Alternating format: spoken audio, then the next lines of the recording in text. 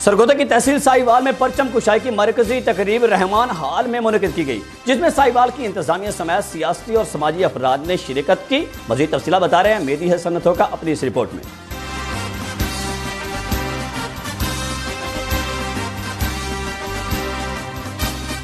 सरगोदा की तहसील साहिवाल में जश्न आज़ादी के हवाले से मरकजी तकरीब रहमान हाल में मुनक़िद की गई, जिसमें assistant commissioner Sahiwal Ehsan Mumtaz Gondal, chief officer Sahiwal Shehryar Waraich, DSP Sahiwal Fazal Abbas Haral, deputy director FIA Ghulam Abbas Khan Baloch, Pakistan Tehreek Insaf के रहनुमा और उम्मीदवार बराए तहसील नाज़िम मोहम्मद अली खान खोसा, फजल जतोई समेत सियासी और समाजी शख्सियात की बड़ी तादाद ने शिरकत की।